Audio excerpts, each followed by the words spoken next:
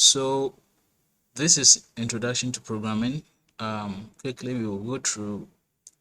We'll introduce computers, what computers are, and then move on from there. But I'm assuming that we all have Python installed, because I shared a video link, a YouTube video link, which would help you to install Python on your Windows machine. So I'm assuming that so far as you are using a Windows machine, you have a laptop, and then you also have Python installed already. Good. Good. So now when we talk about computers, what are we talking about? We are just talking about some items, right? Computers are just like anything you will find. Okay. So, but then what makes it computer? What makes it so important? What makes it so important? Now, computers have two parts, the hardware and the software. So all these two have to function to make the computer. If these two parts are not functioning, we can't say it's a computer. So the hardware basically is, the hardware is the physical parts that we see. Okay, we can talk about the motherboard, we can talk about mouse, keyboard, we can talk about the screen, we can talk about the system unit, whatever is in the system unit and whatever is on the screen. All these physical things make up the hardware aspect. So the RAM, whatever you can call, okay, is anything physical you can touch, all right, is the hardware.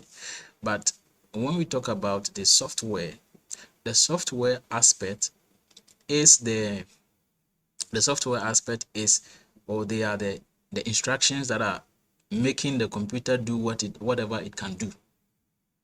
All right. So without the software, the computer is meaningless. Why? Because those are the instructions upon which the computer is running. So the computer just can't get up and start doing something until you tell it, do this and do that. So whatever you are telling the computer to do is the instruction, and that make up the software. Okay. So what we tell the computer to do is, or are the software, they form the software. We can make mention of some softwares like Excel, Adobe Photoshop. Anything that you use to get your program or your work done can be a software. Okay, on your phones you have a lot of softwares. On PCs, a lot of software. Laptops, a lot of software. So those ones are just the instructions the computer need to run. And how do we get these instructions to computers? Okay, and we have to do what we call programming. Okay, we need to tell the computer exactly what it should do, and this is done through programming language. Now, programming languages in general, okay, there are some programming languages that are low. They are low level programming languages, and there are high level programming languages. Basically, what we will be talking about is high level programming languages, and I'll explain the difference between the low level and the high level. Now, the low level programming languages are, for example, if you look at the language in which the operating system was written, it's a low level. This one speaks directly to the computer. It doesn't need to be transcribed to any other thing, in any other form. The keys or whatever writings that are made or whatever characters that are typed, those characters, the computer understand that. So that is direct kind of writings or direct kind of instructions. The computer doesn't have to translate it before it understands what it means. But the high level programming languages have to be translated. Okay, it has to be translated. And the method of translation could be one, compilation, where we say it's a compiler. C++ is a compiled programming languages, right? And then we have those ones that need not to be compiled. And then when we get to Python, all right, we will explain why Python is not a compiled language. But yeah, so let me just go. Okay, good. I have mine. Sorry, I was good. So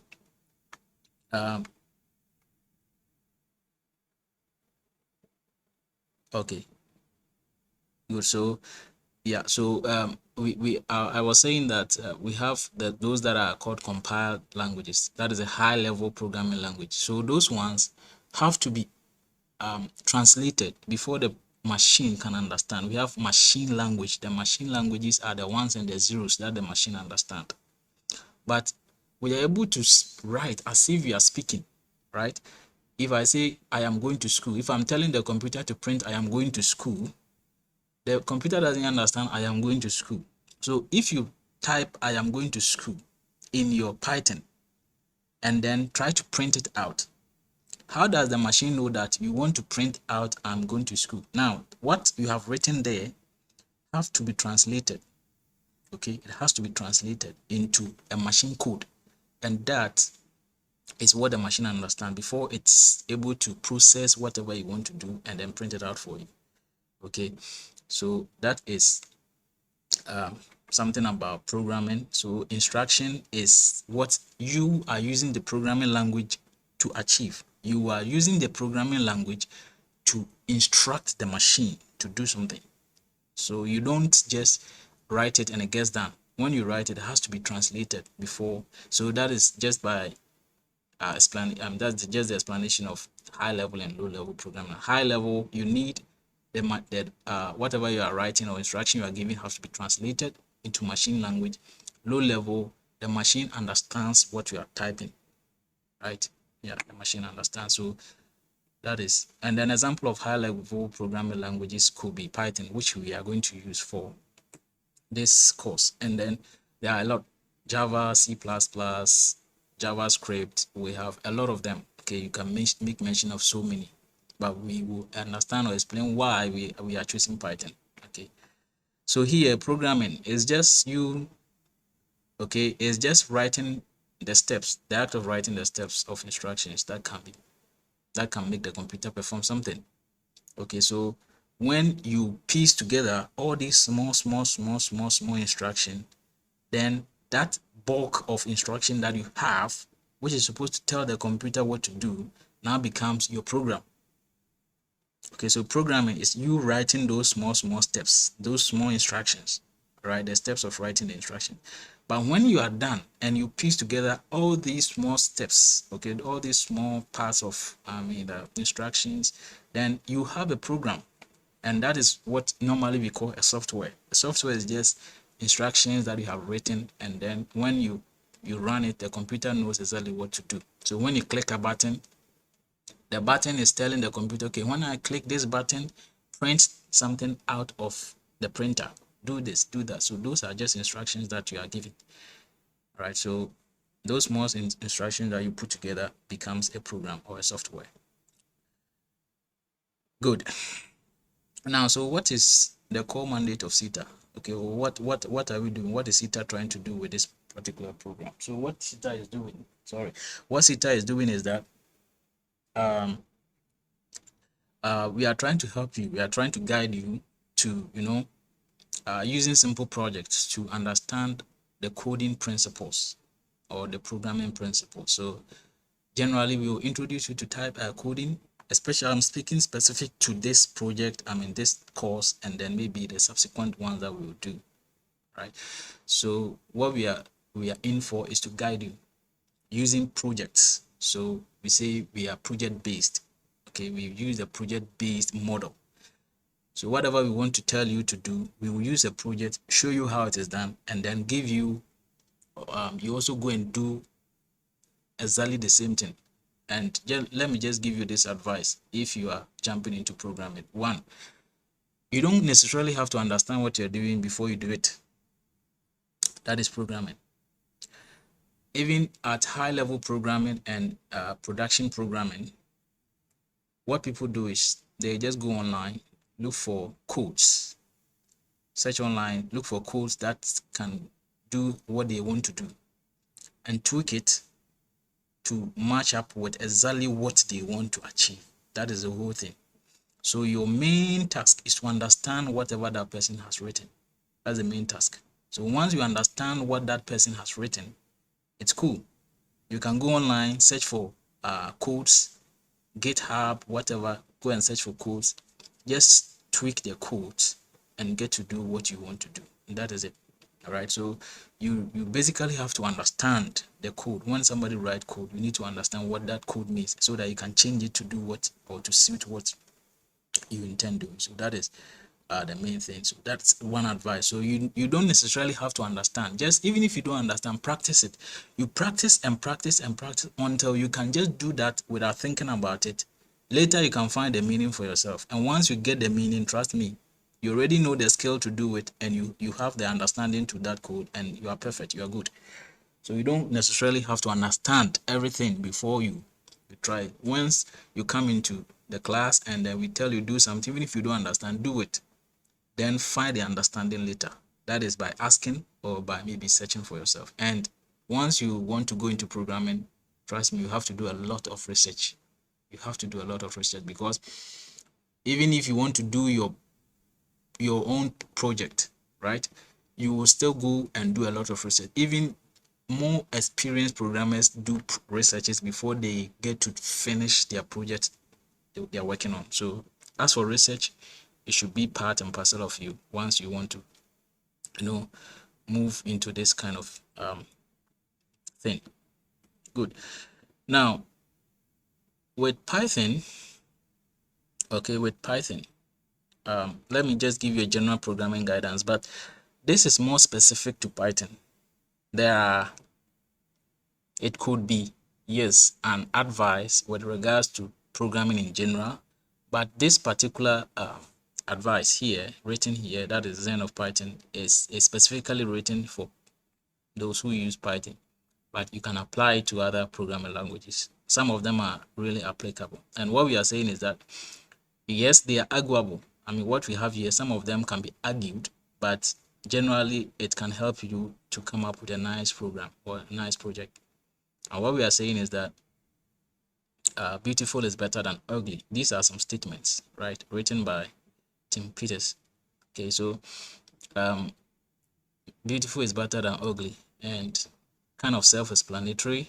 Here you check pace, you check readability. Some people want to kind of put pace ahead of readability, but if you are able to code faster and your codes are not readable, somebody pick your code and doesn't know what you are trying to do, doesn't know what specific things you are doing in your code, it becomes not pleasant, it becomes not good.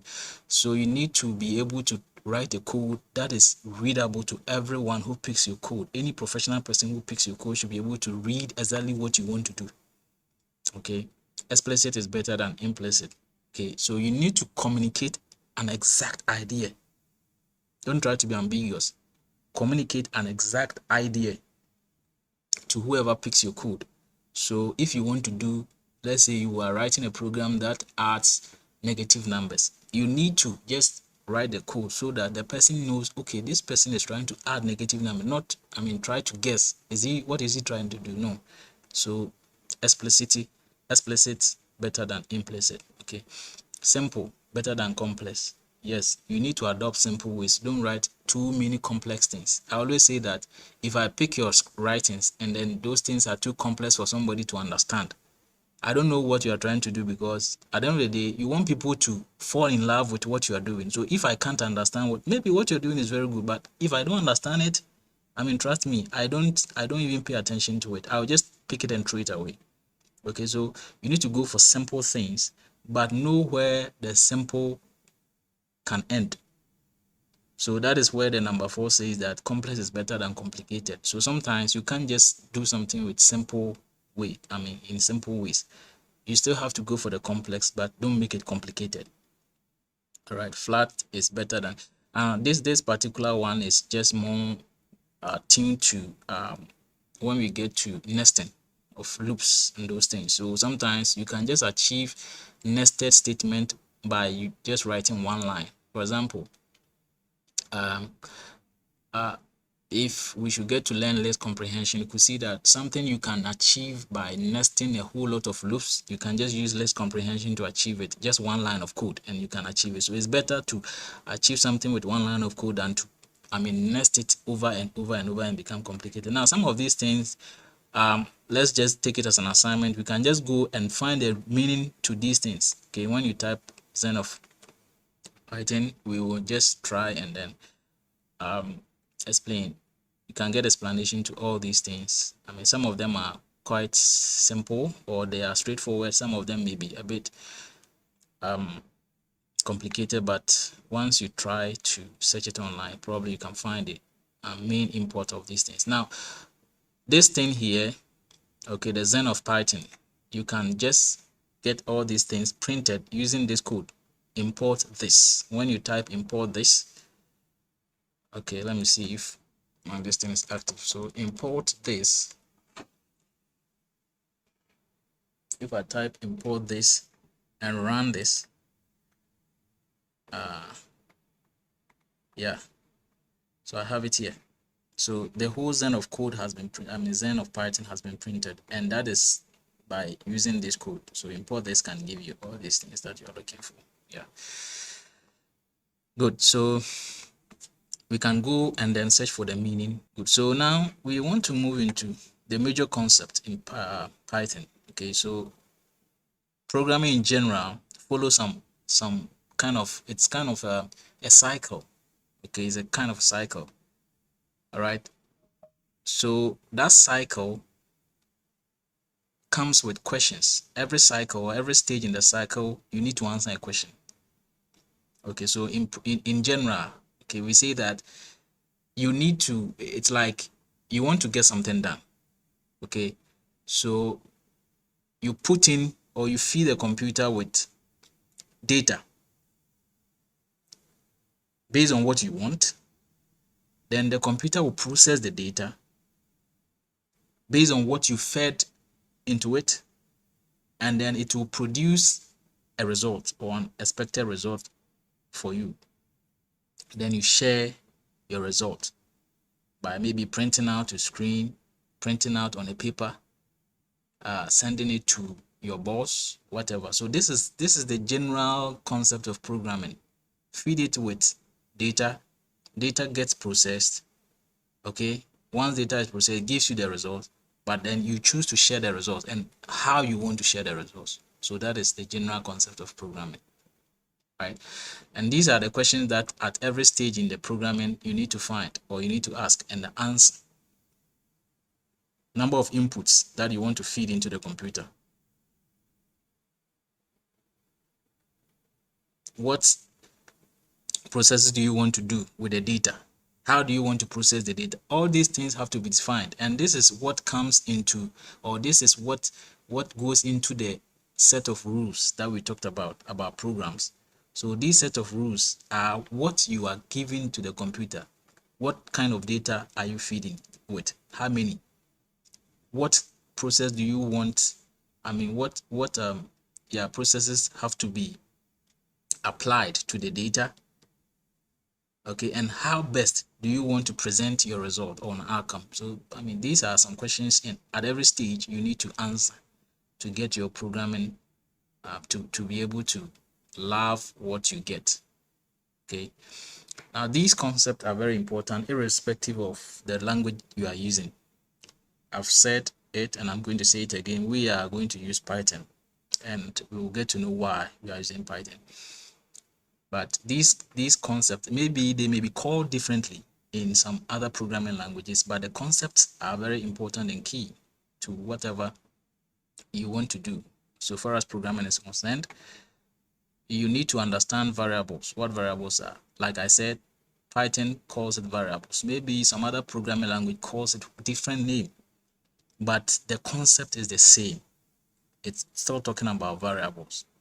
The syntax could be different, but the output is the same, right? So I mean, that is why we have a lot of programming languages around, but each of them has some set rules that you need to follow in order to get whatever work you want done. Okay, so variables, when we talk about variables, we get to understand this quickly, because today we have to go through variables and possibly some other things. So the output message is how to print something out onto the screen. Input, how to request for something from the user. Okay, debugging, when you have an error, how do you make sure that your errors are fixed, or how do you make sure that your computers, your programs don't run into an unintended errors? And that seems to also kind of explain defensive programming. Okay, so debugging has a strong correlation with defensive programming. So defensive, like the name suggests, you defend yourself. So it looks like you have ascertained what is coming ahead, and then okay, so let me just put in some measures so that when these things come up, they can be handled. Right? That is defensive programming. And then debugging is when you have an error, how do you handle the errors? Okay, it could be a foreseen error, or it could be an unforeseen error. Right? And there are different ways of handling errors. Instead of maybe the program crashing, you can just write something that if this error comes up, do this, and that is error handling. We also have loops. So loops are like how you want to repetitively do something. Okay, maybe something has to be done, but you don't want to keep on doing the same thing all the time. So once you hit the button, it should just continue doing until you tell it to stop, or it meets the condition and it stops. So that is looping. Conditional statement. Sometimes, or not sometimes, all the time, your computer should not be confused about what to do next. Okay, so these conditions help the computer to do or take decisions. So the conditions which the computer meets or finds itself, determines what it gives you or what it processes. So that is what we are talking about. Data structures are like the building blocks of your program. So whatever you are typing has to belong to one of the data types. Okay, so data structures sometimes, okay, let me just talk it like this. Let me just pick to this like this. So I am trying to come up with data types, but data structures have some different meaning to data types. We'll get to understand this more. Okay, data types kind of a bit different. It's some low class data structure, but generally if you talk about data structure, those are kind of complicated, a bit complex than data type. Data types are just the few data types, or the few building blocks of whatever data you are supplying to your program. So I think defensive programming, I have already explained that. And then we also look at string manipulations, built-in models, functions, objects. I mean, those things, we look at them. So these ones are very key to every program, right? So depending on the programming language you are using, it could have different names, but the main idea is the same. It's the same. So these are very important if you want to, have success in your programming journey. Then you need to understand these things, which we are going to do. Not all of them, but we'll do our best to handle some of them, a lot of them, and those basic ones before we end the program. I mean, the free training program. So now the Python language, we are going to use the Python language. And why are we using the Python language? What is it? So we say it's an interpreted. I was trying to explain the difference between high level and low level language. Python is an example of high level language. Java is an example of high level language. C++, C Sharp, VBA, name it. Most of the programming languages we hear or we talk about are high level programming languages. Now the reason is that the instructions are supplied as our normal day English, right? Because in Python you can write print something. So let's look at what I'm trying to say. So let me reduce the it looks like the writings are too huge. Let me make it 16 so that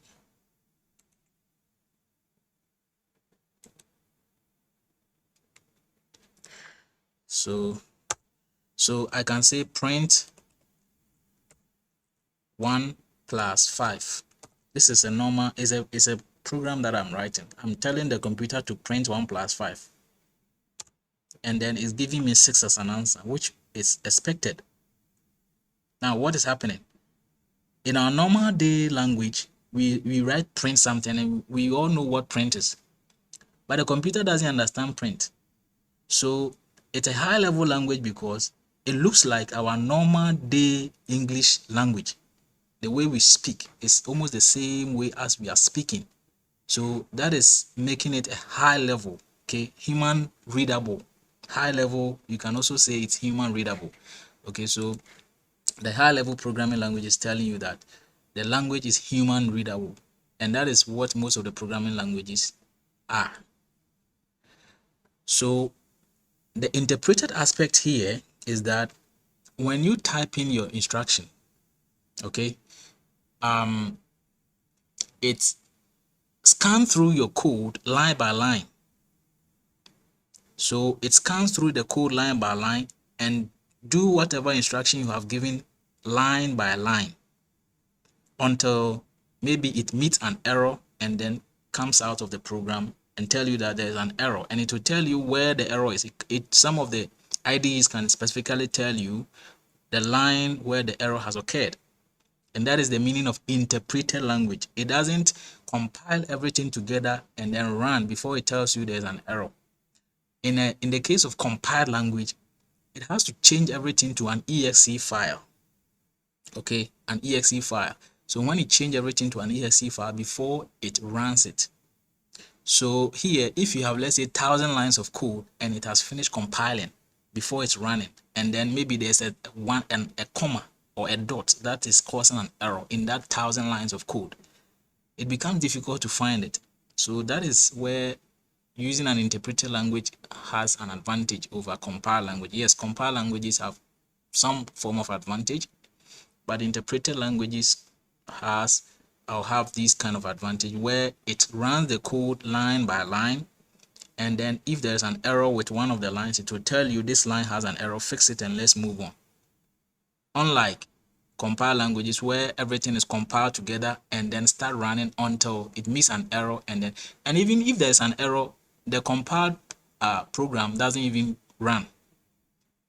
But it becomes difficult to also know exactly where that error is. So that's the difference here. So Python is getting some kind of advantage here. High level, I've already explained high level. General purpose programming language. General purpose means it is not just one thing that it does. It can be used for scripting. It can be used for writing a full-fledged program. Okay, being it web development, being it mobile app, being it desktop, being it models. Doing a lot of graphs. It does a lot of things. So it's not just designed for maybe web, like PHP. When you talk about PHP is for web development. It just does web development and it's done. But Python does a lot of things. Okay, when you learn it, it can give you that kind of ability over so many things. So it was created by Van Rossum in 1991. That was when the first version was published. So just some kind of extra work that he was doing. He was just getting himself busy, and that was the outcome of his consistent practice. So these are just some history. Now, what is Python used for? Like I've already explained, it can be used for app development, mobile application development, desktop application development, web application development, machine learning and artificial intelligence, automation, a lot of things. So some people prefer using Python for scripting. Okay, some people also want to write a full-fledged program with Python. Okay, and then maybe share it in Microsoft applications, what do we call it, Android web play. Is it Android? What's the store? Is it an app store? The app store is for what do you call it, Apple, right? So those ones, some people can just write a program. Yeah, they can just write a program and share. So this Python that we are learning, you can continue with it and then write a full-fledged application and share it or sell it or whatever. So it's a nice programming language you need to learn. And trust me, there are so many things that are coming up, and then as we speak now, it is either the best it's either the first or the second popular programming language around the globe.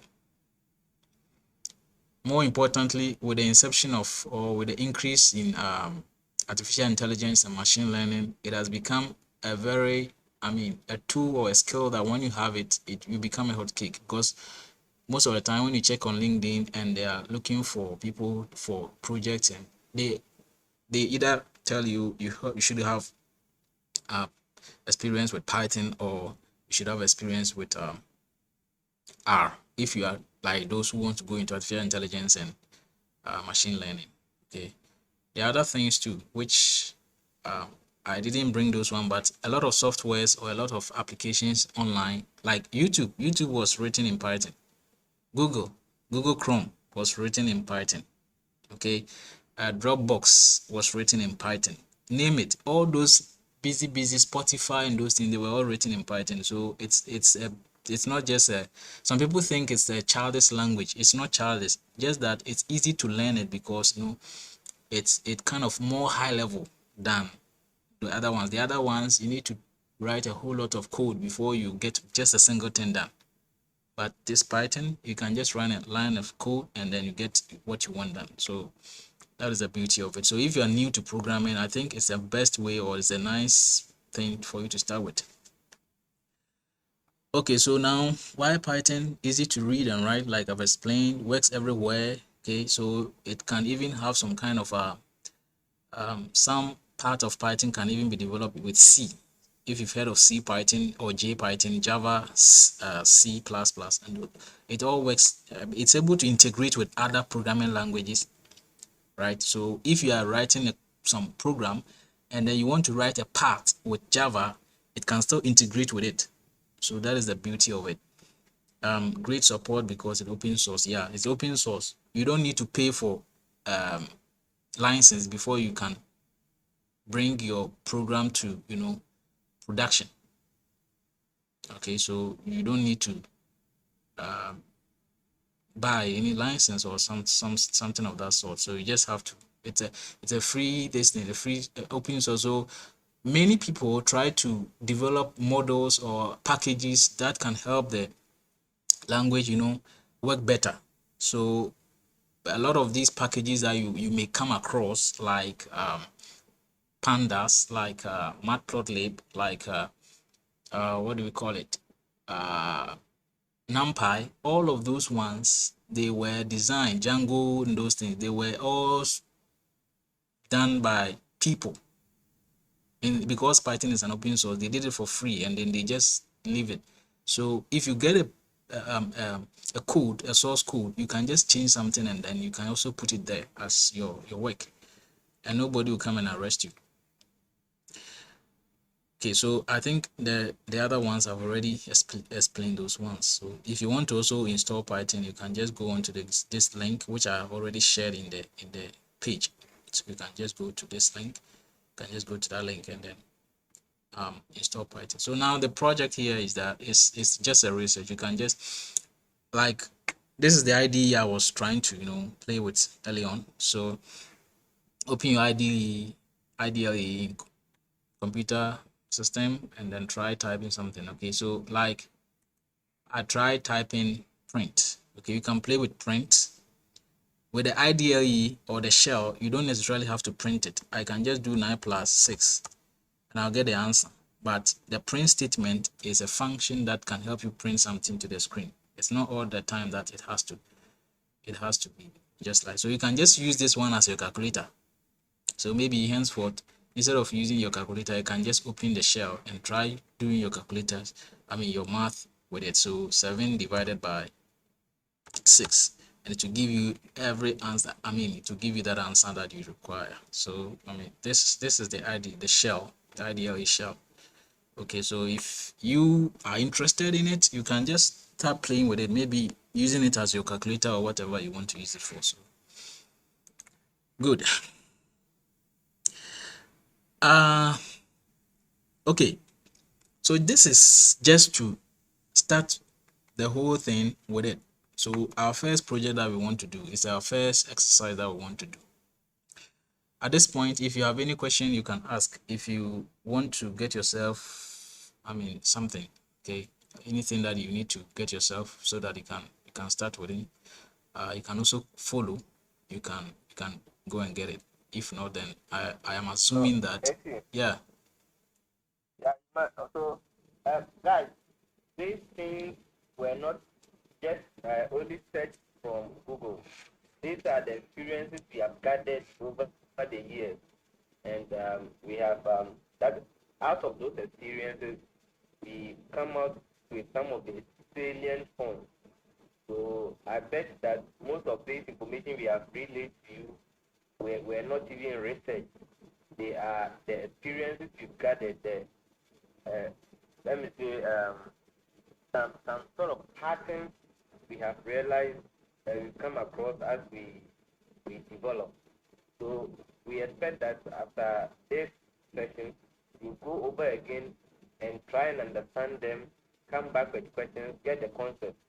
Later on, when you take a bigger material, let's say when you get some tutorials, some PDF, maybe you will see that this concept will keep on repeating in as much as they're going to describe them with 5, 6 pages, you're talking about the same concept. So if you have any questions, please come up with them. Let's address it now. We hope that by the end of this relationship, we may be collaborating on bigger projects. All right, JC, carry on. Okay, thank you very much. So yeah, because some of you may have not installed Jupyter Notebook, I want to switch to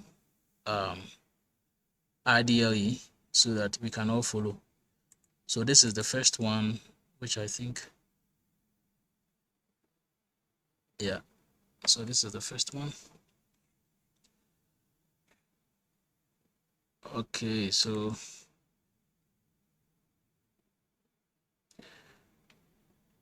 yeah. So let me just open that one, and then let's all follow. So this is the first one we are doing. So we will just, like we said, we want to explain everything using projects. So from the word go, we want to show you that, okay, so this is what we do to get it done. Instead of talking, making illustrations and doing those things, we just want to show you that, okay, in a form of project, how do you do it? So that is what I want us to do. This thing is not opening.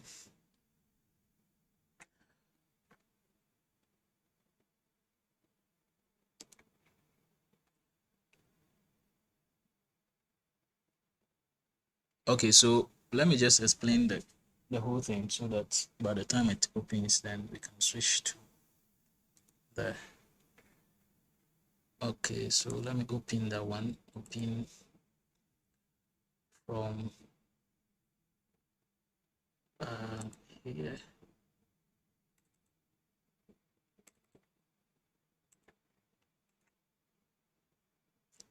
Good. Okay. So project one, cherry message.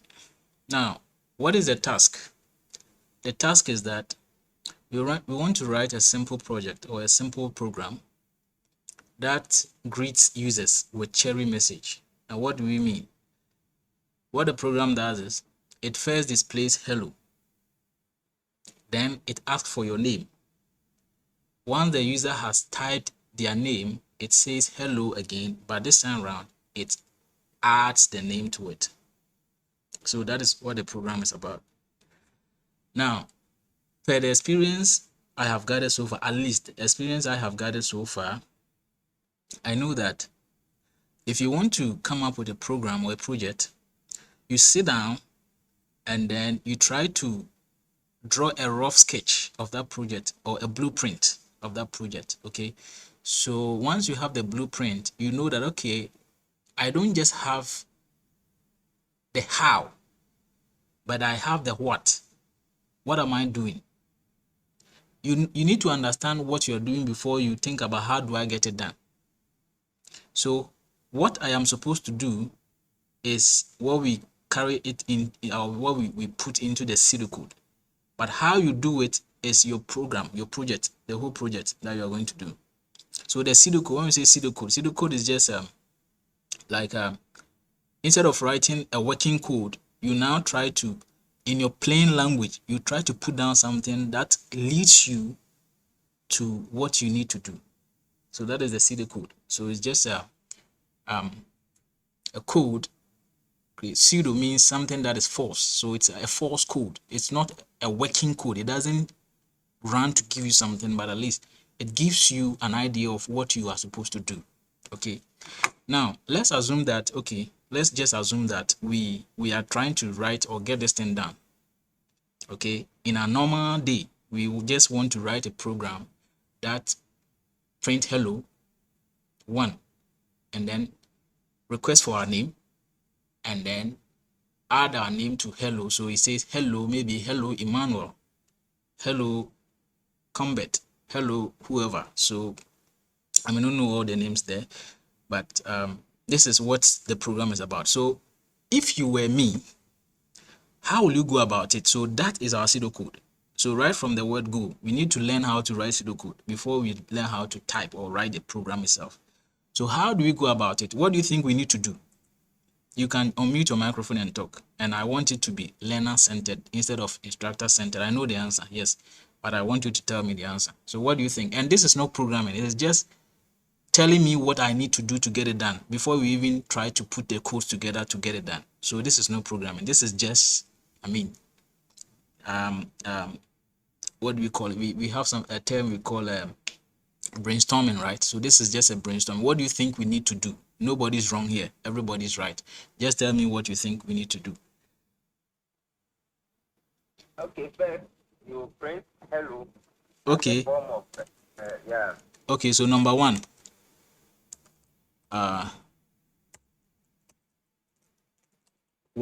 Print hello to the screen. Okay. So that is Dominic.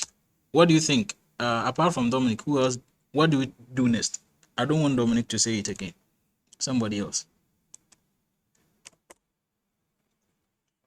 So you also think of how you can request for the name of the user. Okay, so request for the user's name. I need to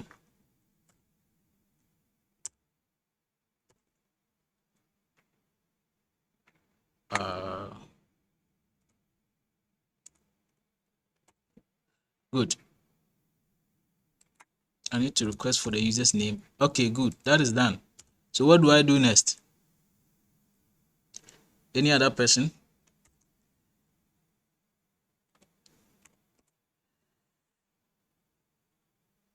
So I have requested for the name of the user. Now, per the instruction of the program, what am I supposed to do next?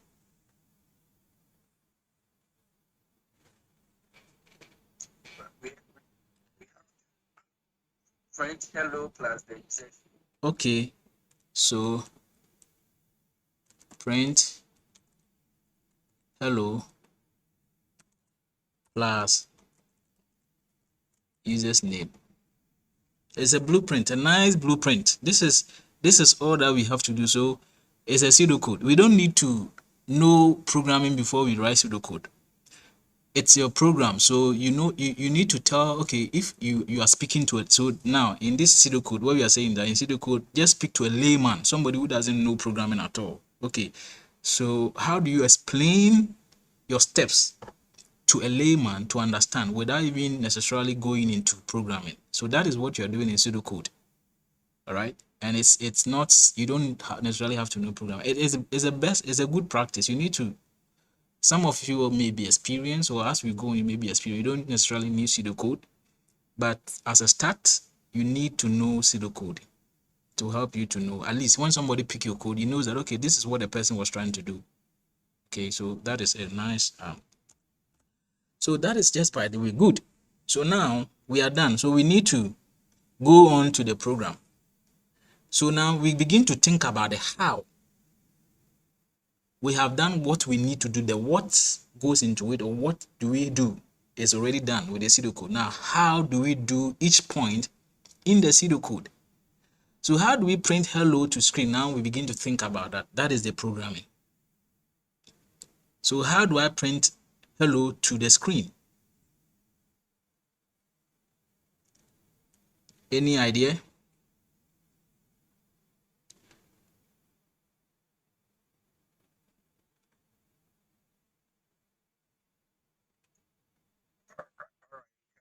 Friends, you can Okay, just issue the command friends good. and then brackets hello in Okay, so comma in the hello should be, yes, in a commas, right?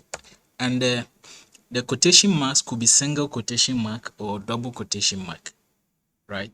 Could be single or double quotation mark. One more thing, if you are coming to the class, I think maybe if you get a book or maybe a jotter where you, because not all the thing I'll say will be on the sheet I will give you. Some of the things might not be on the sheet, but I'll just pass it out as an information. So if you have a jotter or something like that, you can quickly put it somewhere so that you don't forget about it. Okay, so that is one advice. So I can just write hello with double quotations or single quotations. So this is print. So the print function in Python is used to print an object to the screen, okay, to give you an output. That is all that we do. So the first point within the pseudocode is done, print hello. Now the second point, request for the user's name. How do I request for the user's name? How do I request for the user's name? So here comes in another function. So, all these things are done inside. So now here, I need to request for the user's name, but I need to use that. I need to do that with what is called variable. So some of the things we are learning in this project is getting to understand what variable is and how to set up a variable, how to instantiate a variable. That is all that we are doing, or some of the objectives of this project. Okay, so now how do we work with variable? Now, variable is just a box. Let's take variable as an empty box or a black box in which you can store your things. So let's say you have number of apples that you want to store in the box. So if you have 7 apples, you just put 7 apples in the box. And if you ask the person who put those things in the box, you ask him, how many apples do you have in the box? He says 7. If you take 1 out of it, it's no more 7, but 6. If you take all the apples from the box and replace the apples with mangoes, you don't have apples anymore, you have mangoes. So variables always keep the current items in the box. It doesn't keep old items. It only keeps current items. It doesn't keep multiple items. It keeps just single thing. Variables can keep only one thing. That is one thing. That is one thing you should know. Variables can keep only one thing, and it always keeps the current thing you drop inside it. Okay, so that is the variable we are talking about. Now, what are some of the instructions regarding variable? When you want to give a name of variable, it has to start with a letter. It doesn't start with a number or any symbol. It starts with a letter. 2, give names that actually have some kind of relations with what you are storing. So you ask yourself, what am I supposed to store? Now, what name would match it, or what name will not cause confusion? Avoid things like x equals this, y equals this. If you are programming or you are learning how to, don't go into those things.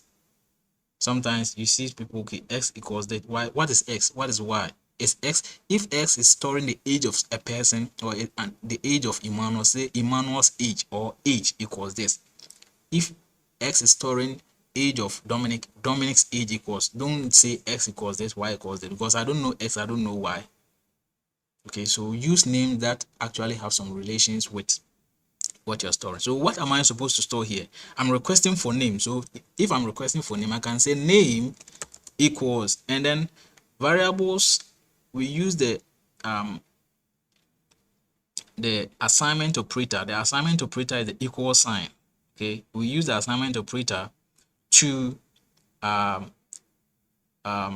of connect the variable to the value.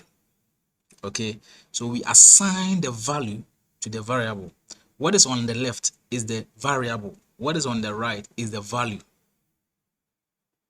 So you think of the variable as a box that stores whatever you put inside it. Okay, so what am I storing? I'm storing name, but I need to request for the name. Okay, I need to request for the name. So how do I request for the name? In Python, we use what we call input. That function there, input, can request for a name. And this is it. Okay, so name equals input, and that input with the quotation, the bracket, will request a name from the input. But sometimes when the window pop up, you might not know what it's requesting for, so you need to identify it with something. Okay, you need to identify it with something. So here, the prompt, you see there's something called prompt inside there. So the prompt is, you are giving an information to the user that, okay, the user is prompted to type a name. So you can say that, okay, type, or what is your name?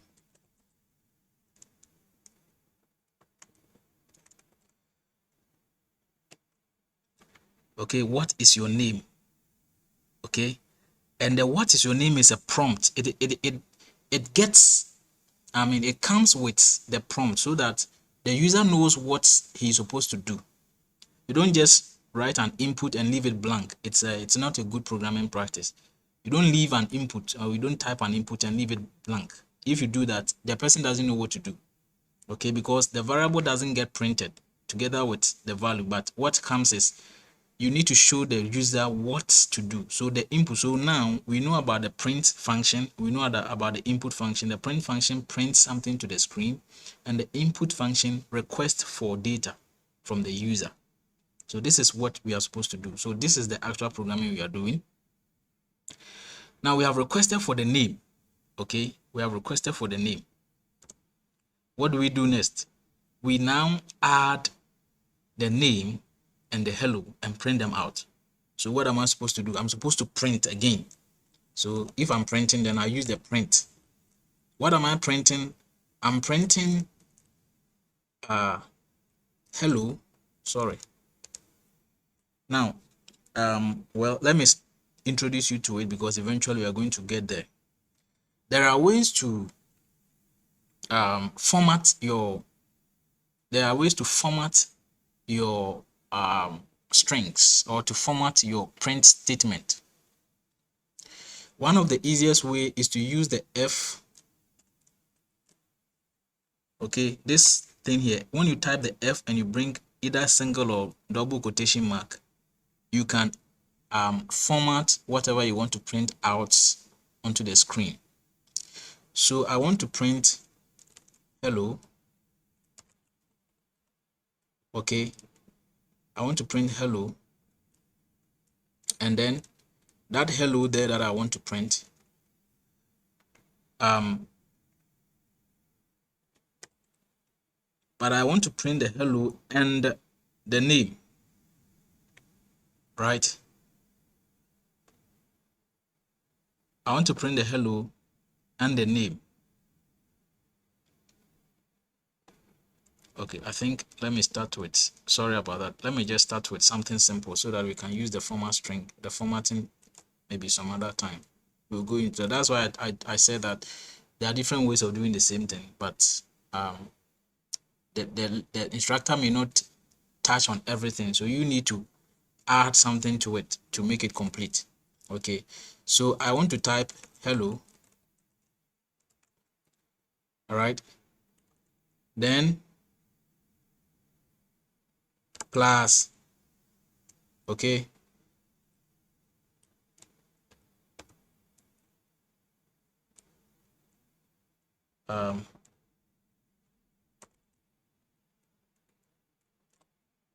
Now hello here is what I need to type, okay, and then the name should come. So how do I add the name? So I can add the name like this, plus, oh sorry, plus name, like this, okay. Now the hello plus the name will give me what I want. It's one of the ways, okay, it's one of the ways. So now let's try and run this code and see what happens. Now to run the code, we move to the run button and we run the model. It will ask you to save it. Yes, we already saved it.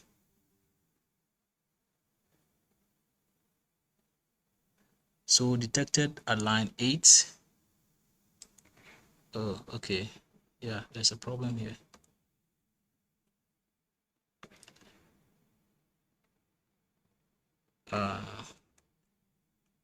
Let me just use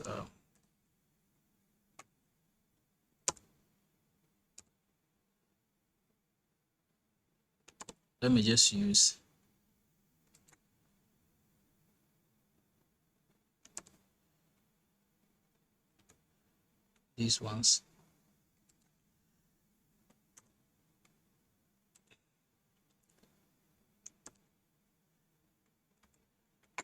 Okay, so let's run it again and see.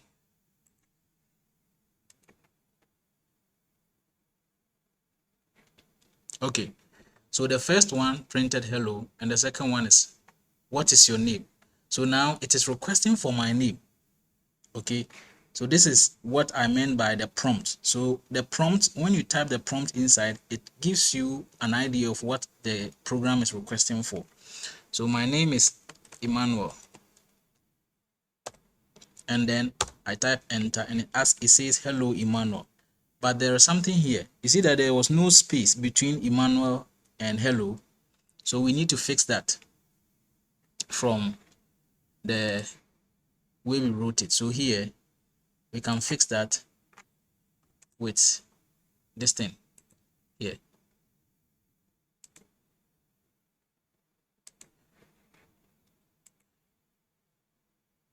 And then this time around, if I type Emmanuel, it gives me a space inside there. So hello Emmanuel, right? So that is all that we are saying. Now, what have we learned so far? So far, what we have learned is we have talked about pseudocoding, that it is not programming. It is just a way of brainstorming what you want to do. So you are just trying to understand what you need to do. Then the how is your coding, where you think about how that pseudocode can be implemented in the programming languages or the programming language you are using. And that is what we did after the pseudocode. So here, this is our actual program, but this was just a pseudocode. Okay, so this is our actual program and that was our pseudocode. And then inside our program, what we have learned is we know that we can print something to the screen. Probably if you are new to Python, you can print something to the screen using the print statement. You can also use the input function to get data from the user, and then variable. Okay, we can assign it to the variable. Now, what was the essence of assigning this to the variable? The essence was that we can use that variable, this thing here, to do any kind of thing we want. But if we had wanted to use this one here, it would be very complex to make our program not neat. And we say that beautiful. You remember the first I think our first let me open it here. Say beautiful is better than ugly. So always put that in mind. Beautiful is better than ugly. So this is just a simple program that we have. It looked very complex, but you know, this is very simple when you look at the codes. Okay. And the pound symbol here we have the pound, that is the how do we call it? It's pound, but I don't know if that is the, this is not the asterisk. These ones are used to write comments in Python. Okay, so for those of us who are new, it's used to write comment in Python. Okay, good. So now, any question with this?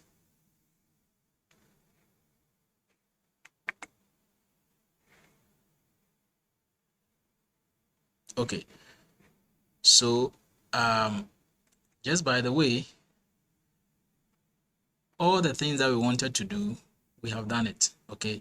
And this was the other way I was talking about. I was talking about using the okay, it's virtually the same thing. It's virtually the same thing. But there is another way of doing it, which I think may be an assignment, possibly maybe an assignment. Okay, you should find it's not the only way to write the print whatever we want to print on the screen or to format our string. There are different ways of formatting the string. So probably it could be an assignment where we can try and find different ways of formatting the string. So here we are talking about variable, okay, used to label or store pieces of information. And it's important because whatever you store with, you can work on it or you can include it in any piece of program within your program, your large program, without necessarily copying the whole thing into it, which makes your program ugly, which is not wanted. So that is the essence of variables. It's very important if you understand it. One, I talk about the fact that it has to start with a letter. You need to choose a name that matches or that makes it understandable, much better than just writing shorthands X, Y. Those things are not necessary.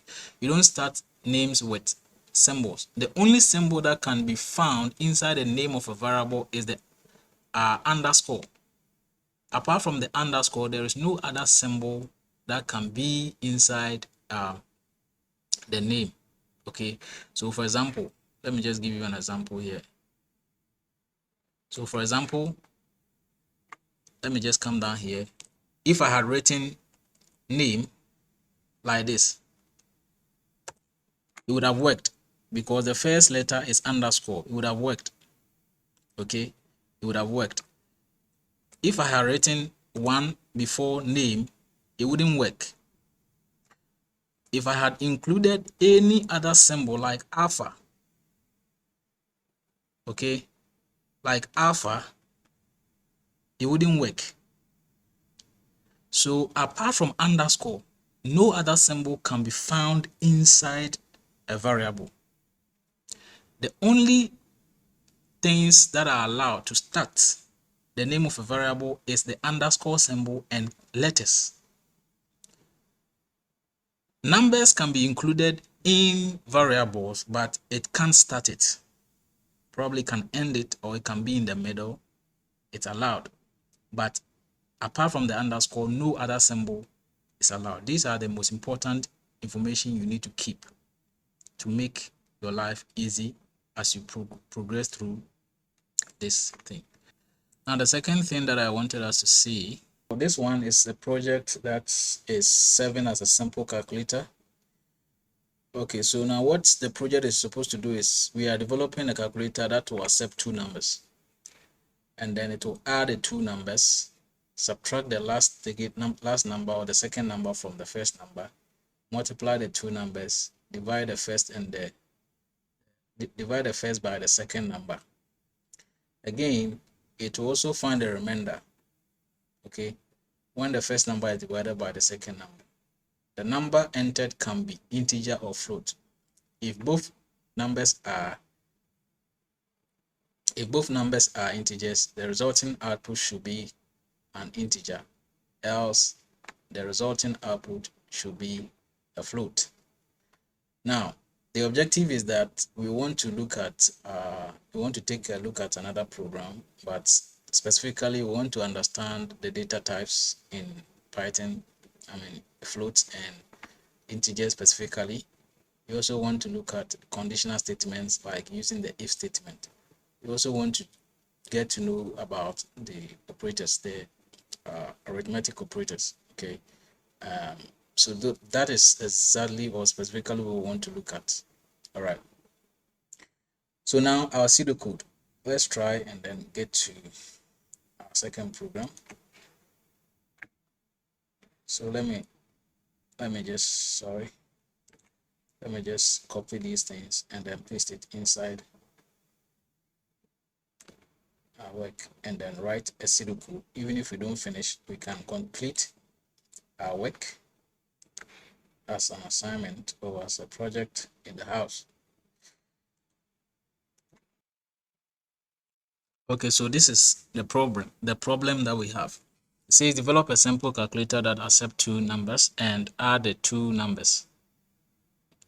2, subtract the last number. So I think I've already gone through this one. So the next thing we want to look at is look at the pseudocode.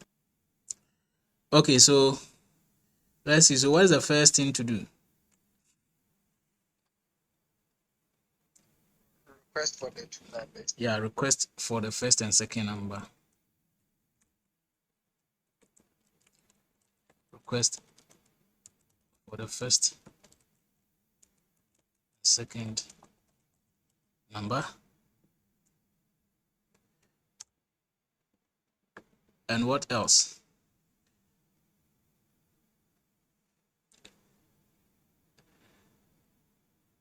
Yeah, so I think the rest is add the two numbers. So now that we've requested for the numbers, then we follow the instructions, add the two numbers. Okay, we should add the two numbers. Do we check for whether it's integer or it's float? Yeah, I think so. We have to. Okay, so check whether input string is integer or float. Okay, then what do we do next? So it's just like doing the task. So add the two numbers, subtract the first, second number from the first number, multiply both numbers, divide the first number by the second number, and then find the remainder. Okay, so I think this is the pseudocode. So now the code itself. Code. So now how do we request for first and second number? So now first number equals input. Now, okay, let me just show something here. When I finish, I'll show something here. Input, type in the first number.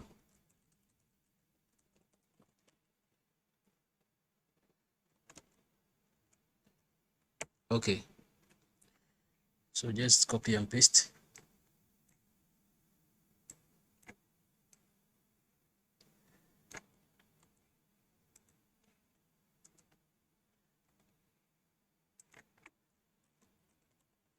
Second number, type in second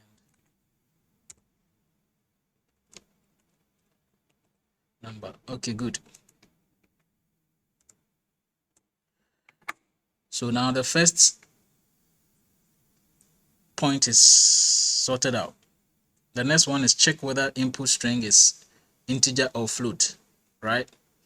So there are ways, so many ways to do this. So we are going to use an if statement. It's a conditional statement. So we are going to use an if statement. And with the if statement, you begin with the keyword if. And then you check whether the first number is a float. So if Now, how do we know it's a float? Because in the first case, or in the first instance, what we are getting from the input function is a string. So we cannot check float in string. Okay, what we can do is we need to find out what makes a number string, and that is what? The dot. So we need to check whether there is a dot inside of that string, or that input string. So if dot in first number, okay, so if there is dot in first number, what do we do next? We need to convert, right? We need to convert the input string, because here what we have done is we are accepting an input string, and that thing is a string, and it's not, we can't do any mathematical operations with it because it's a string. So we need to change it to either a float or we need to change it to a number, that is float or integer. So we are checking whether there is a dot inside the number. So if there is a dot, it is telling us it is a float. So if it is a dot, then first number should be converted to a float. So we need to change it to float. So float of first number, but we need to still assign it to the variable first number so that it keeps the current as its variable, at its value. So first number equals this one. So we haven't changed the variable name. It's still the same thing, but since we said that variable keeps the current item in it, it will keep the float instead of the string. Else, so if it is not, then we need to change first number to integer, and integer is done with int keyword. So first number, right? Good. And we are going to do same for the second number, because we are going to repeat the process, and we are going to repeat the process by changing the first number to second number.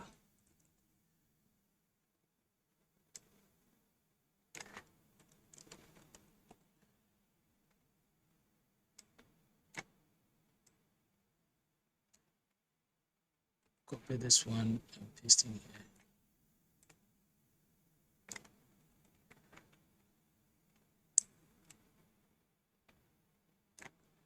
Paste in here. Paste in here. Good. So that is what we have done. So we have now checked whether the number is an integer or float, and we have converted it accordingly. Now the next thing to do is to add. So we need to define variables to add them. So sum, and sum is a keyword in Python, so we don't have to use that. So we can change it to maybe let's change the whole thing, total, right? Because total is not a keyword in Python. So total equals first number plus second number. Then difference is the subtraction, equals first number minus second number. Product is a multiplication, equals first number times, so here times is the star, second number. Then the next one is quotient, that is division, equals first number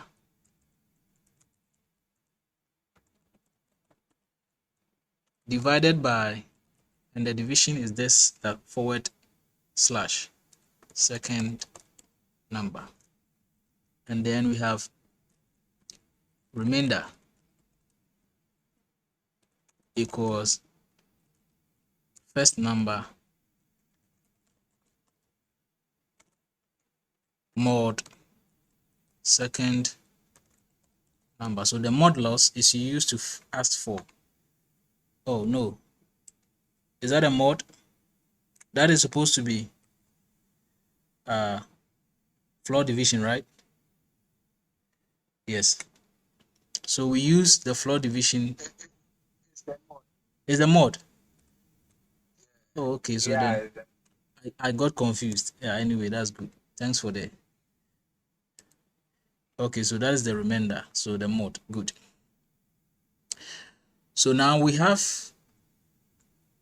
our answer stored inside the variables. So now we can use the variables to print whatever we want to print. So the last thing is print all these answers to the screen. So we are going to print. Somebody is trying to come in. So print I think let me make save time by copying what has been done already, because we already have the concept in mind here. So I'll come back and explain these ones. Okay.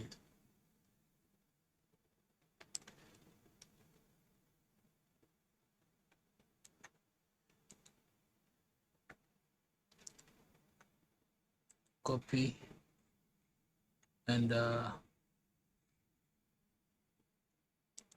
paste in here.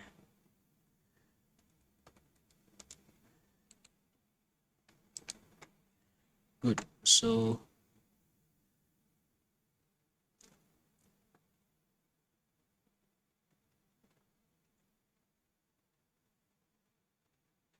I just have to change the names of the variables that were used in here. So this is total. The second one is difference.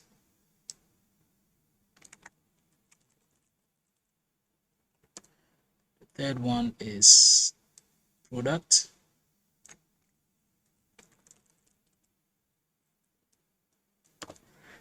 The fourth one is quotient.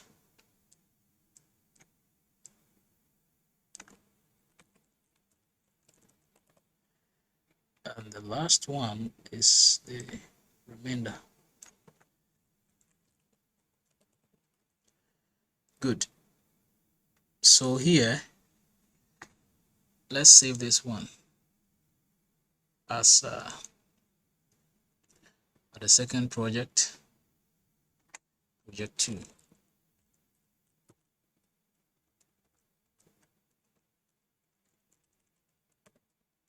Project 2.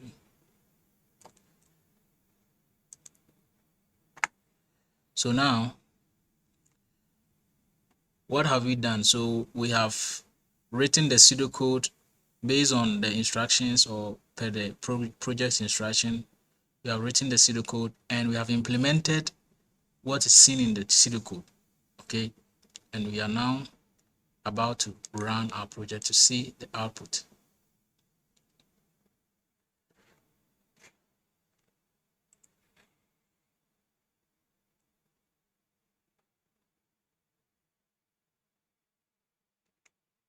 I don't know. Okay, good. So it says type in your first number. So my first number is 65. And then my second number is, let's say, 10 point. Okay, let me just go in with that.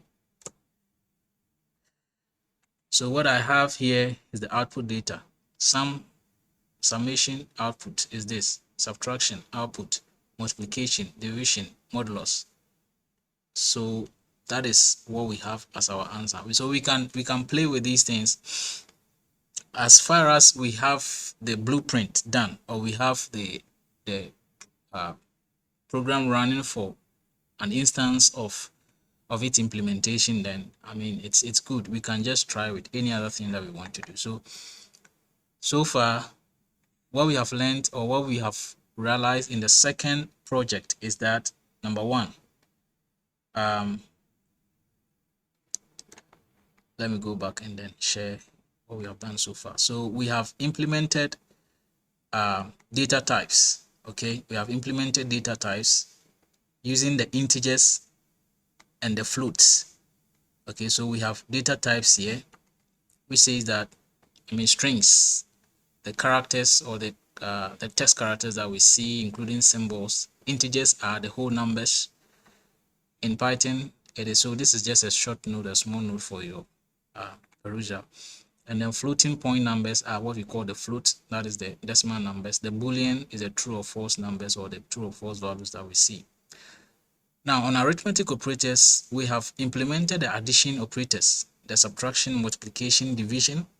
The floor division is used to return a number and a lower bound integer. Okay, a lower bound integer. And the exponent, it's used to do that power multiplication. We have modulus as the remainder operator. So far, these are what we have done. Okay, and we have also implemented some small conditional statement, and the conditional statement that we used was if. And this is how you implement if statement. So the if statement, you need to get a condition. And what is the condition in here? The condition was that we were checking for a dot inside of our number. If we see a dot, then it's going to change it to float. I mean, it's going to convert the string input to float. If we don't see a dot, then it doesn't, I mean, do this. It just do the otherwise, which is convert it to an integer. And the reason why we were converting is because the output of the input function is always a string, and we need to typecast it to either a number, which could be float or integer, to work with it if we want to do arithmetic operation. So that is why we needed to change it or convert it, and that is, the conversion was based on whether the number we are typing had a dot in it, or it didn't have a dot in it. And the rest will just be storing our answers in variables and then printing them to the screen. And this is another way of printing. The first way, we try to use the concatenation symbol. This one is using the F formatting format. I mean, we are using this kind of format where we use the F format. Okay, and that is another way, one easy way to do your string formatting in Python. So I think based on the project we have done so far, I should introduce you to a lot of things. Now, there are some compiled projects that you work on your own in the course of the week. If you have any answer, or if you have any problem, you can share your problem with us on the screen. I mean, sorry, on the page, and we will do well to attend to you.